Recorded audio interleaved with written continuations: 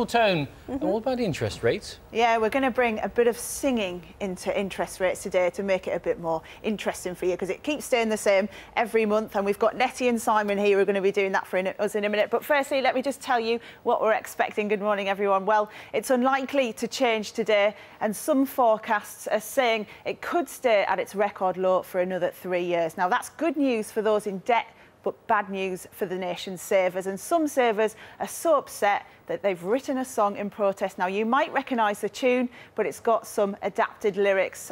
Nette and Simon, take it away for us. The folly of the saver will the litter of the runt of all the people that are in the land. The saver bears the brunt. And you've got another one? We have. Go on. Many. Who's the best of that? Ding dong, Merrily on high, Sir Merlin's plan's not working. Ding dong, verily we cry, it's savers that he's hurting. Gloria,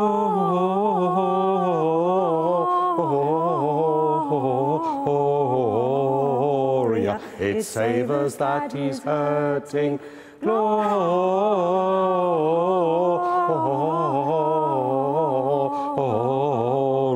it's savers that he's hurting. Very good.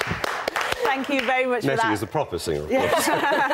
Excellent, right. And Simon, I'm going to come to you just to run through why you're doing this. You've got a choir together and you're going into protest about this, aren't you, at outside of the Bank of England today? Just explain why. Well, mainly because savers don't seem to have a voice at all. We want to give them one through song today.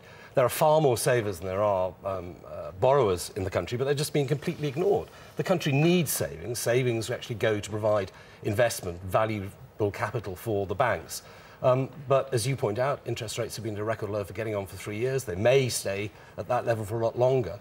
The bank's primary role is to keep inflation under control at 2%, and they signally are not doing it. But on the other hand, you do have a lot of people who are in debt, and if interest rates went up, it could push more people into hardship, which could be bad for the economy as well. Well, it's perfectly possible. We got into this mess because of debt, and nothing is being done to discourage people from borrowing. We need to encourage savings, not keep interest rates low and encourage debt. We've got it completely wrong.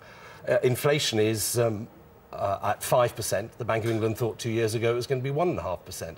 They are not doing what they are supposed to do. They only have one role, and yet they've admitted that they don't really care about doing it. It's a hard role, though, admittedly. But yes. How many people have you got in your group of savers who are upset about this? And what kind of difference is it making to their money pot? Well, for savers at the moment, everything's quite absolutely appalling. With CPI at 5%, that means your money is halving in value in 13 years. Anybody who's taking out an annuity now is going to get a small portion of what they would have got a few years ago. And because of QE, of course, with gilt yields being so low, the pension funds of everybody in the country is going to suffer. They simply cannot get adequate returns. So it's not just savers it's affecting, it's everybody is seeing the effects of inflation and the Bank of England printing money. As to the numbers of savers, we don't know. We've issued an invitation for anybody to come and join us outside the Bank of England from 11 until about 12:15 today. So there could be buses and they coming can sing from as badly today. as me and it won't matter. OK, well, good luck with that. Thanks very much for your time. That's Simon there, and on the savings rate. And we'll know that interest rate decision at midday today. All right, Steph, Okay, thanks thank you very very much. much. That's business as you've never heard it before.